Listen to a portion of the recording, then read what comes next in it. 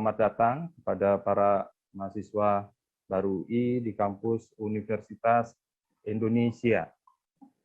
Dalam kesempatan ini saya akan menyampaikan materi tentang sejarah Universitas Indonesia yang akan saya coba runut sampai dengan ke periode awal atau periode kolonial, di mana ketika itu kita masih belum memiliki lembaga pendidikan modern. Ya, sejarah UI bermula di abad ke-19, yaitu ketika terjadi perubahan-perubahan besar yang melanda Hindia Belanda, karena ketika itu Indonesia belum ada, dan kemudian kita sebagai sebuah bangsa sedang mengalami kolonialisme. Dan di masa kolonial ini, terutama setelah terjadinya berbagai macam kebijakan kolonial yang berkenaan dengan eksploitasi terhadap masyarakat Bumi Putra atau orang Indonesia, maka mulai muncullah berbagai permasalahan di dalam masyarakat Indonesia. Nah, salah satunya tentu saja adalah masalah yang terkait dengan masalah-masalah kesehatan. Dan inilah yang kemudian mendorong pemerintah kolonial ketika itu untuk mulai menciptakan atau menghasilkan tenaga terdidik di tingkat pendidikan tinggi yang terutama memiliki kualifikasi untuk melakukan pengobatan terhadap masyarakat Bumi Putra karena tenaga kesehatan yang mereka miliki itu tidak mencukupi. Nah, inilah yang kemudian menjadi awal dari berdirinya Sekolah Ilmu Kesehatan dan Vaksin atau Opleiding van Illevis for the Genes and Heilkunde and Vaksin. Sekolah ini berdiri pada tahun 1949 di Batavia. Nah, tujuan dari pemerintah kolonial dalam mendirikan sekolah ilmu kesehatan dan vaksin ini adalah terutama untuk menghasilkan bukan dokter, tetapi asisten dokter tambahan. Nah, pelajar di sekolah ini mendapat pelatihan kedokteran selama 2 tahun, dan kemudian lulusannya diberikan sertifikat untuk melakukan perawatan tingkat dasar, serta ketika itu mendapat gelar sebagai dokter Jawa. Nah, inilah lembaga pendidikan yang menjadi awal mula dari munculnya pendidikan tinggi di Indonesia, dan menjadi embrio dari berdirinya nanti di abad ke-20, yaitu Universitas Indonesia. Nah, dalam perkembangannya, para dokter Jawa ini terutama hanya diberi izin untuk berpraktek di Hindia Belanda, terutama di Jawa, karena berbagai pembatasan di dalam masalah kurikulum ketika itu, sehingga menyebabkan standar dari para lulusan dokter Jawa dipandang hanya bisa menangani masalah-masalah kesehatan yang ada di dalam masyarakat kolonial. Nah, pada tahun 1864, program pendidikan dokter Jawa ini ditambah waktunya menjadi 3 tahun, dan pada tahun 1875, lama pendidikan menjadi sekitar 7 tahun. Nah, setelah tahun 1875, gelar dokter Jawa ini berganti menjadi dokter medis. Ini sesuai dengan perkembangan kurikulumnya, sehingga ketika itu para siswa atau mahasiswa yang bersekolah di sekolah dokter Jawa itu mendapatkan pendidikan dasar-dasar ataupun keahlian yang mulai sesuai dengan standar pendidikan seorang dokter. Nah, hal ini terkait dengan kebutuhan akan tenaga medis dalam jumlah yang besar, yang tidak hanya bisa lagi dipenuhi hanya dengan mendidik para asisten dokter, tetapi diperlukan memang tenaga-tenaga yang memiliki kualifikasi sebagai dokter. Dan itu diperlukan dalam jumlah yang besar, karena selama abad ke-19, ya, ini setelah diterapkannya berbagai macam kebijakan yang terkait dengan eksploitasi agraria, terjadilah berbagai inovasi ya, di dalam kehidupan masyarakat kolonial, perbaikan-perbaikan yang terkait dengan transportasi, juga fasilitas kesehatan, dan berbagai macam fasilitas-fasilitas yang terkait dengan kepentingan sebetulnya untuk memajukan kegiatan berbagai macam penanaman tanaman komoditi, tapi berimpak pada peningkatan kesehatan penduduk, dan ini menyebabkan pertumbuhan penduduk Jawa dan wilayah-wilayah lain, terutama setelah paruh kedua abad ke-19, menjadi bertambah cukup pesat, sehingga kalau dilihat dari sensus yang berlaku atau diterapkan selama abad 19, terlihat sepanjang abad ke-19, penduduk Jawa meningkat 4 kali lipat. Jadi jelas bahwa kebutuhan akan tenaga medis ini menjadi juga berlipat-lipat, dan inilah yang menyebabkan pemerintah kolonial kemudian memutuskan untuk menciptakan ataupun menghasilkan tenaga dokter dengan kualifikasi yang sesuai dengan standar yang ketika itu diperlukan. Nah, perkembangan ini terus berlanjut sehingga semakin lama kebutuhan-kebutuhan untuk menghasilkan tenaga medis yang memang memiliki kualifikasi yang tinggi itu semakin bertambah, sehingga pada tahun 1898 pemerintah kolonial mendirikan sekolah baru untuk melatih tenaga medis, yaitu yang kita kenal sebagai School of Training Fund in the Arts atau STOVIA. Nah, pendidikan distofia ini memang berbeda dengan pendidikan kedokteran seperti yang kita kenal sekarang, karena mereka merekrut para siswa bahkan dari tingkat sekolah menengah. Jadi pendidikan berlangsung selama 9 tahun dengan alokasi waktu 3 tahun adalah pendidikan setingkat sekolah menengah pertama, 3 tahun berikutnya adalah tingkat sekolah menengah atas, dan 3 tahun lainnya adalah setingkat dengan pendidikan diploma. Nah, Stovia ini didirikan di Batavia dengan menerima siswa dari seluruh penjuru Hindia Belanda, dan itu terutama datang dari kalangan orang-orang Bumiputra yang berasal dari kota-kota besar di seluruh Hindia Belanda seperti dari Medan, dari Padang di Sumatera Barat, ya. Selain juga dari kota-kota besar di Jawa, dari Makassar, ya, bahkan dari Ambon, hingga untuk pertama kali para pemuda Indonesia bertemu dan kemudian juga saling belajar bersama, dan ini tentu saja menimbulkan ataupun menciptakan suatu situasi yang tidak pernah terjadi sebelumnya. Untuk pertama kali anak-anak muda Indonesia berjumpa satu dengan yang lainnya, dan kemudian mereka menempuh pendidikan dan membuka cakrawala berpikir mereka secara bersama-sama dan berinteraksi. Sehingga ini menyebabkan Stovia ini adalah menjadi sebuah tempat pembelajaran sebetulnya, bukan hanya untuk menghasilkan tenaga medis, tetapi juga menghasilkan kalangan terpelajar bagi orang-orang Indonesia. Nah, kebangkitan daripada dunia pergerakan nasional itu terkait erat dengan para mahasiswa yang belajar distopia. Nah, kita mengenal bahwa pada tanggal 20 Mei 1908 berdirilah organisasi Budi Utomo.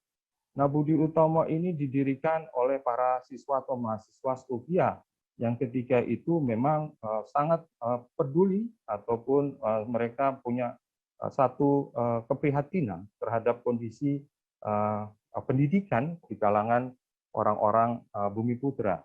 Nah, mereka inilah yang kemudian berkumpul pada tanggal 20 Mei 1908 atas prakarsa dari Dr. Wahidin Sudirohusodo, yang kemudian mendorong para mahasiswa untuk membentuk satu organisasi yang sebetulnya disiapkan untuk menggalang dana, ya, dana beasiswa untuk para siswa Bumiputra untuk kemudian bisa bersekolah di tingkat pendidikan tinggi. Tetapi kemudian Budi Utomo ini menjadi lahan yang subur ya, bagi munculnya para tokoh-tokoh awal dari dunia pergerakan nasional Indonesia. Kita mengenal misalnya di dalam organisasi Budi Utomo yang hampir semuanya itu didominasi oleh para siswa Stovia. Tokoh-tokoh misalnya seperti Sutomo, Gunawan Mangkukusumo, Muhammad Saleh, Sulaiman, itu adalah tokoh-tokoh yang menjadi pimpinan dari Budi Utomo. Sementara itu di antara para anggota Budi Utomo yang berasal dari Stovia, kita juga kemudian menemukan tokoh-tokoh yang dalam periode dunia pergerakan nasional itu memainkan peran yang sangat krusial di dalam membangkitkan kesadaran kebangsaan. Mereka itu adalah antara lain Cipto Mangunkusumo, Suwardi Suryaningrat, dan Suryo Pranoto. Nah, Stovia ini untuk selanjutnya menjadi tempat persemaian para pemuda yang memiliki kesadaran kebangsaan dan memiliki cita-cita untuk memerdekakan bangsa Indonesia. Jadi selain mereka menghasilkan atau lembaga pendidikan ini menghasilkan para dokter dan tenaga profesional di bidang kesehatan, para lulusan dari Stovia ini juga banyak yang kemudian terlibat aktif dalam dunia pergerakan nasional atau pemberdayaan masyarakat, terutama untuk memperbaiki nasib bangsa Indonesia yang ketika itu masih mengalami kolonialisme. Nah, bersama dengan itu, embrio dari Universitas Indonesia terus berkembang, bukan hanya pada Stovia atau tadi yang berawal dari Sekolah Dokter Jawa. Karena pemerintah kolonial di abad 20, terutama di periode dekade awal, mulai merasakan kebutuhan akan berbagai macam tenaga profesional di bidang-bidang lain selain di luar bidang kesehatan. Nah, pada tahun 1920 misalnya, itu atas inisiatif swasta, yaitu sebuah lembaga yang bernama Koninklijke Instituut van Hoge Technische yang ada di Bandung, berdiri atau mereka mendirikan sebuah sekolah tinggi yang disebut dengan Technische Hogeschool atau THS, yang kemudian ini menjadi cikal bakal dari Institut Teknologi Bandung. Lembaga pendidikan ini mendidik ya tenaga ahli di bidang teknik. Sementara itu pada tahun 1924, pemerintah kolonial itu mendirikan Rechthogeschool atau Sekolah Tinggi Hukum di Batavia. Tujuan dari pendirian RHS adalah untuk memenuhi tenaga administrasi sipil untuk birokrasi kolonial. RHS ini kampusnya sampai hari ini masih ada, itu ada di Medan Merdeka Barat yang sekarang menjadi Kementerian Pertahanan. Nah, pada tahun 1927, ini juga kemudian pemerintah kolonial mencoba untuk memperbaiki mutu pendidikan dari Stovia dan mengubah sekolah ini menjadi Geneeskundige Hogeschool atau Sekolah Tinggi Kedokteran yang kampusnya kemudian dipindahkan ya dari daerah Kuitang yang menjadi Museum Kebangkitan Bangsa itu dipindahkan ke daerah Salemba, yaitu kampus UI Salemba yang kita kenal sekarang. Nah, pada tahun 1940 juga berdiri Fakultas de Letteren en Wijsbegeerte atau Fakultas Sastra dan Filsafat di Batavia. Nah, berbagai macam perguruan tinggi ini sebetulnya direncanakan untuk menyatu menjadi satu dengan adanya 4 fakultas, maka akan dipandang cukup untuk mendirikan sebuah perguruan tinggi di Hindia Belanda. Tapi kesempatan atau momentum untuk mendirikan itu belum sempat terwujud ketika Jepang masuk. Nah, sementara itu ada perkembangan lain yang terkait dengan perkembangan kesadaran kebangsaan Indonesia bersamaan dengan mulai berdirinya berbagai macam perguruan tinggi yang tadi sudah kita diskusikan. Nah, para pemuda yang terutama yang menempuh pendidikan di Geneeskundige Hogeschool atau kelanjutan dari Stovia dan juga RHS atau Rechthogeschool ini memiliki kesadaran kebangsaan yang tinggi. Nah, mereka terutama yang banyak sekali berdiskusi untuk membahas masalah-masalah yang terkait dengan nasib bangsa Indonesia, itu adalah para mahasiswa RHS maupun GHS yang berasrama di asrama Kramat Raya yang sekarang menjadi Museum Sumpah Pemuda. Nah, mereka inilah yang kemudian menjadi inisiator yang mencetuskan Kongres Pemuda I pada tahun 1926 dan juga Kongres Pemuda II tahun 1928. Nah, patut disinggung secara khusus adalah Kongres Pemuda II yang pada tanggal 28 Oktober 1928 ini para pemuda mengikrarkan sebuah pernyataan yang sangat penting bagi kesadaran kebangsaan Indonesia yang kita sebut dengan Sumpah Pemuda. Nah, Sumpah Pemuda inilah yang merupakan formulasi yang pertama kali, yang paling jelas ya menyuarakan kesadaran kebangsaan Indonesia. Ya, kalau kita membaca teks yang ada di dalam Ikrar Pemudi-Pemuda di tahun 1928 itu, tertera jelas pernyataan pengakuan para pemuda Indonesia sebagai kekuatan yang merepresentasikan aspirasi bangsa Indonesia yang sedang hidup di tengah kolonialisme ketika itu, akan tekad mereka untuk mengakui adanya tanah air yang satu, bangsa yang satu, dan menjunjung bahasa persatuan, yaitu bahasa Indonesia. Nah, disinilah kemudian terlihat bahwa ternyata para pemuda yang memang ketika itu hampir sebagian besar bersekolah di berbagai fakultas yang kemudian menjadi embrio dari Universitas Indonesia, ini sangat memiliki komitmen yang tinggi ya ketika itu untuk mencoba menyatukan kekuatan dunia pergerakan nasional menjadi satu kekuatan bersama dan diformulasikan dalam satu tekad yang kita kenal sebagai Sumpah Pemuda. Nah, kiprah atau peran dari embrio UI, berbagai perguruan tinggi dan para mahasiswa tadi, itu terus berlanjut dalam periode-periode selanjutnya. Dan tidak hanya di masa kolonial, jadi pada tahun 1942, era kolonialisme Belanda berakhir, dan ketika itu Jepang itu menggantikan posisi Belanda sebagai penguasa di Indonesia.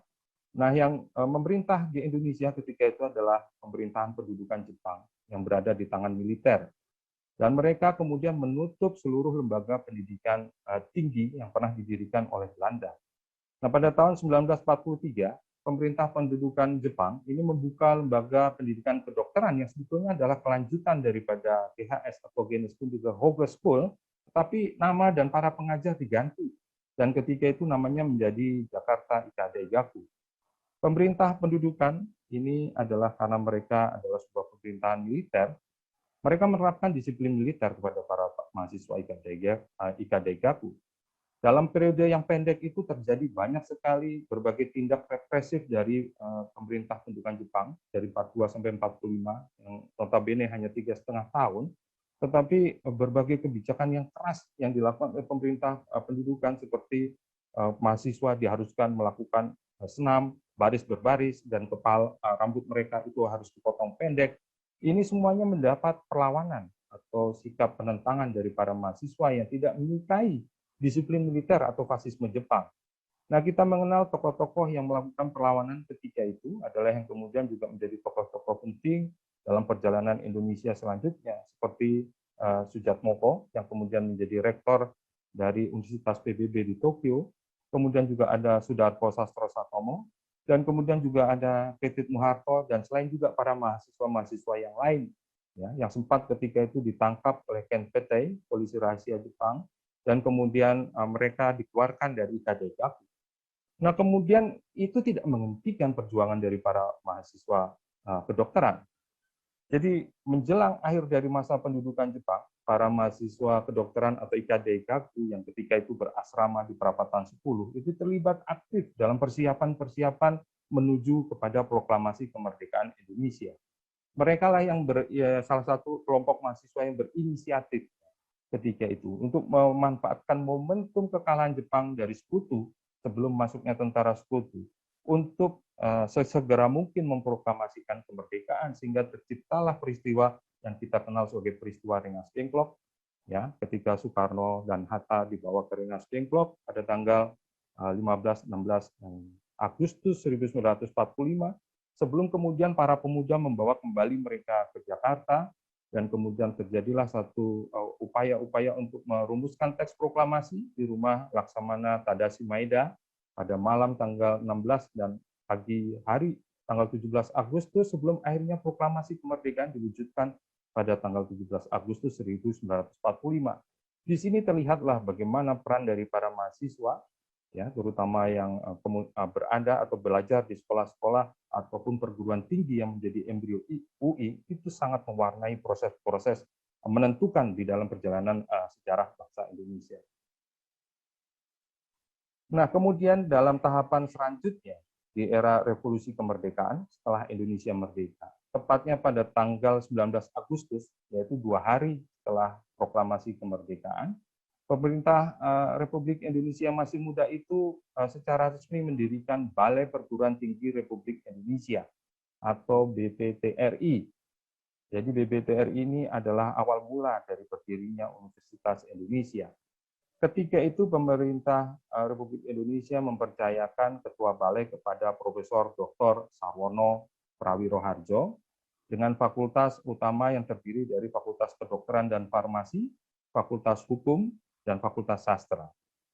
Nah, pada tahun itu juga, karena kondisi revolusi dan suasana perang dalam menghadapi upaya-upaya dekolonisasi, atau kolonisasi kembali, rekolonisasi, dari kekuatan kolonial yang diwakili oleh NICA, atau Netherlands Indies Civil Administration, maka ada kebutuhan mendesak untuk menghasilkan tenaga medis dari pihak Republik Indonesia.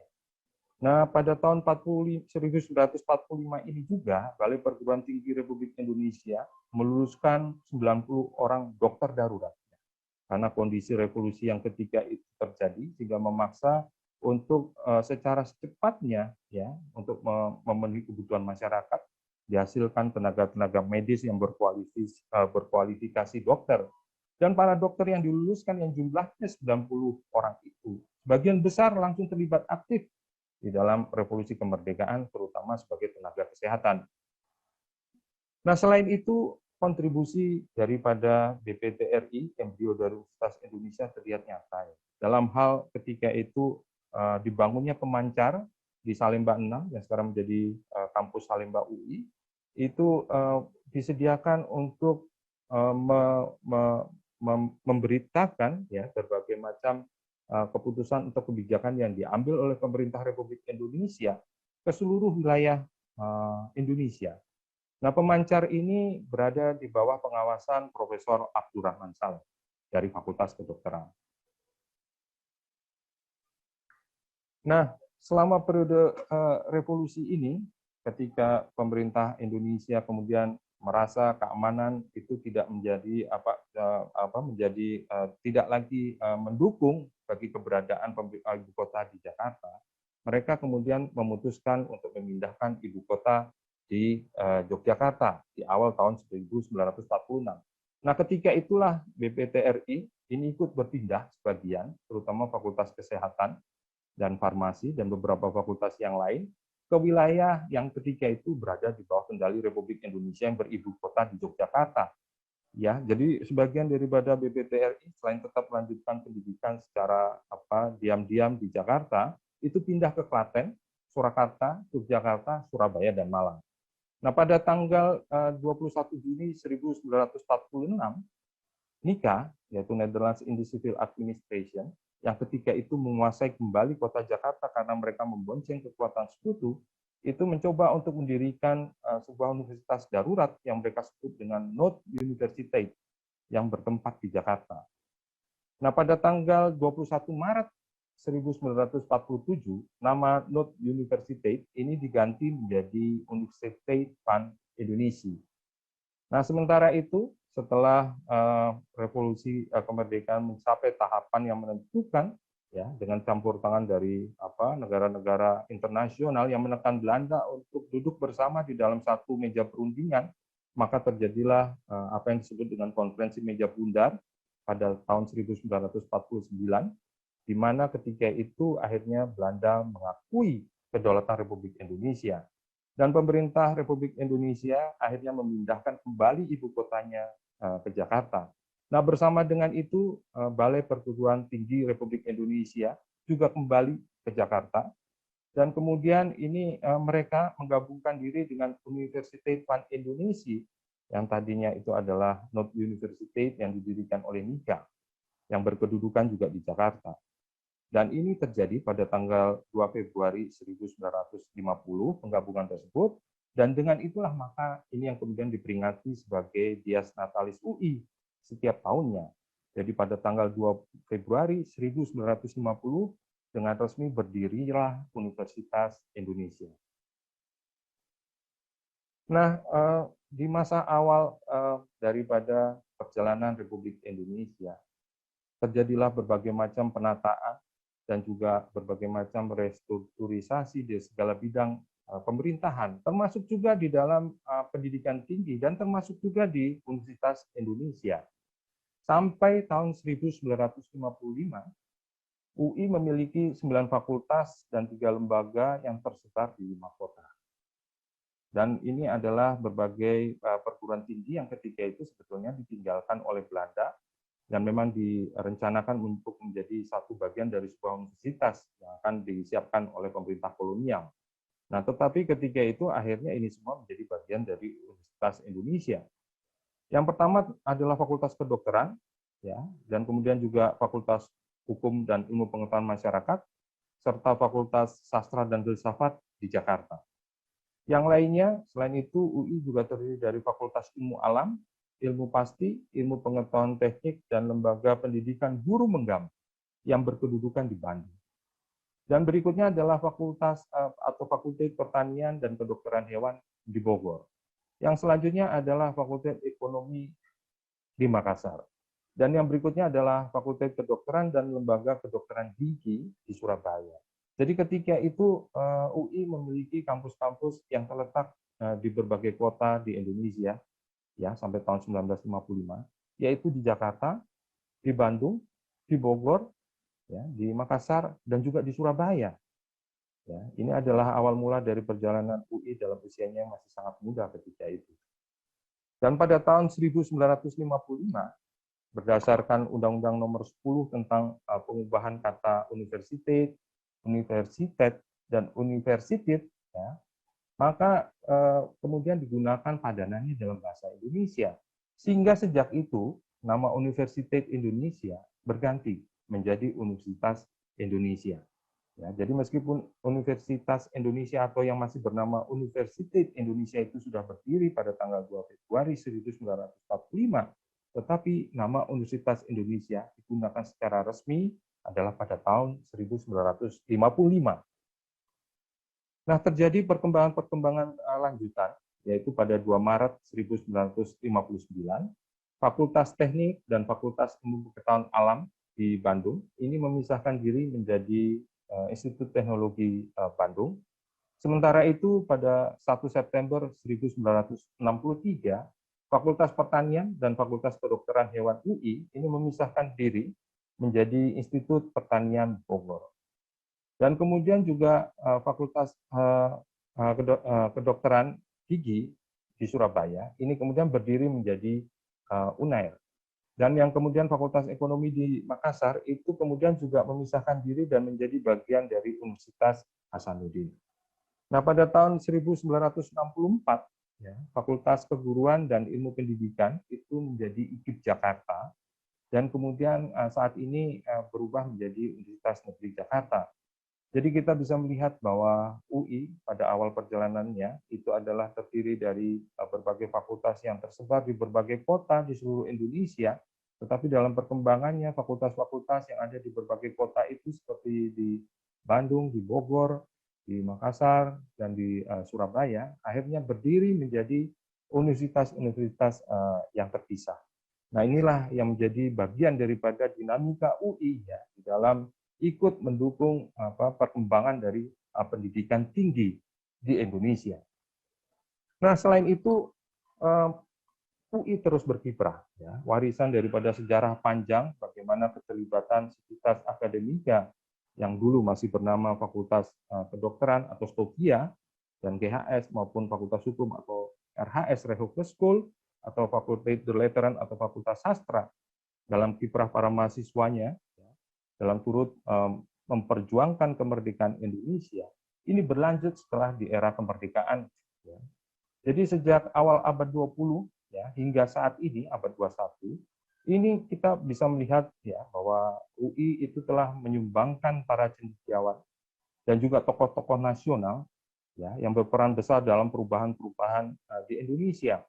Dan bukan hanya di kalangan pimpinan dan tokoh-tokoh nasional, para mahasiswa UI juga menjadi kekuatan moral yang merepresentasikan aspirasi masyarakat dalam setiap tahapan perubahan besar ataupun krisis yang dihadapi oleh bangsa Indonesia.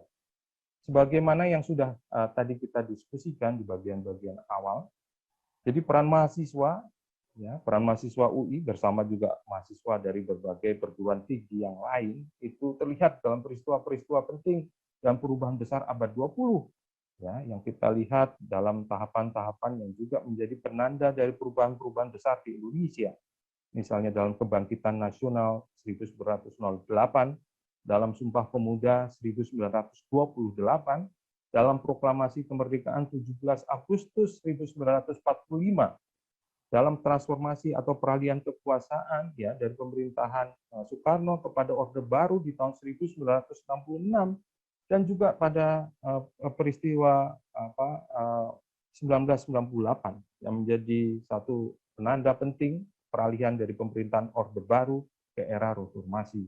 Dalam setiap tahapan-tahapan penting di dalam sejarah Indonesia ini, Sivitas Akademika UI dan terutama para mahasiswa itu memainkan peran kunci. Ya, mereka menjadi inisiator dan pendorong utama dari pergerakan atau perubahan-perubahan yang terjadi karena kemampuan mereka untuk menyerap berbagai macam keprihatinan ya ataupun berbagai macam gagasan dan pemikiran yang hidup di tengah-tengah bangsa Indonesia. Dan bahkan kalau kita perhatikan, sejak UI berdiri pada tahun 1950, sivitas akademika UI juga secara konstan dan terus-menerus itu terlibat aktif ya dalam perumusan kebijakan pemerintahan di Indonesia. Para guru besar dan para cendekiawan yang ada di UI ini juga banyak yang kemudian aktif di dalam pemerintahan ya, sebagai menteri dan berbagai kedudukan yang lain, peran-peran strategis yang mereka didapatkan karena profesionalitas dan kemampuan mereka, sehingga kemudian pemikiran-pemikiran dari para cendekiawan UI ini turut mewarnai perjalanan bangsa Indonesia di era kemerdekaan. Nah, kemudian sampailah kita di era abad 21 yang kita sebut dengan era digital. Nah, dari perjalanan panjang yang tadi sudah kita coba telusuri kembali, akan terlihat ya bahwa saat ini UI mempunyai tanggung jawab yang besar untuk menghasilkan lulusan-lulusan yang dapat memberikan kontribusi yang konkret dan nyata ya bagi permasalahan bangsa Indonesia. Maka lulusan yang diharapkan ya, dari UI itu adalah yang mempunyai kebudayaan sosial yang tinggi. Selain itu juga UI diharapkan dapat menghasilkan karya akademis yang berguna bagi masyarakat luas, bukan hanya bagi bangsa Indonesia, bahkan juga bagi seluruh masyarakat di dunia.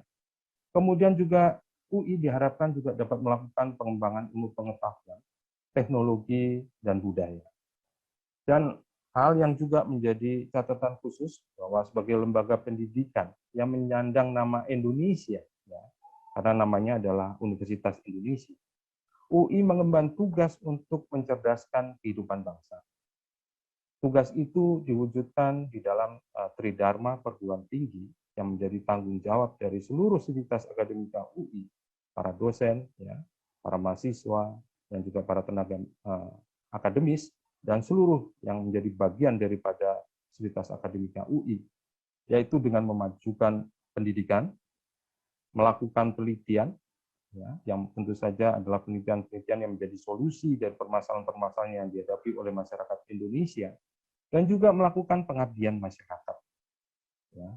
Jadi sebagai lembaga pendidikan yang hidup di tengah bangsa Indonesia, UI menyadari dengan baik ya bahwa pada hakikatnya UI adalah bagian dari masyarakat Indonesia yang terus berjuang untuk mewujudkan keadilan dan kesejahteraan. Dan karena itu, maka sudah selayaknya bahwa dalam menghadapi tantangan zaman, terutama abad 21 ini, bahwa UI harus selalu peka terhadap berbagai permasalahan yang ada di dalam bangsa Indonesia. Saya kira demikian apa yang ingin saya sampaikan tentang sejarah panjang UI kepada teman-teman mahasiswa baru. Mudah-mudahan ini menjadi sebuah pembelajaran dan inspirasi untuk memasuki gerbang pendidikan tinggi, dan mudah-mudahan ini akan menjadi bekal dalam membangun atau menciptakan diri sebagai seorang cendekiawan yang nantinya akan berkiprah di tengah bangsa Indonesia. Selamat datang para mahasiswa baru UI. Saya ucapkan semoga kalian semua mencapai cita-cita yang kalian inginkan. Terima kasih.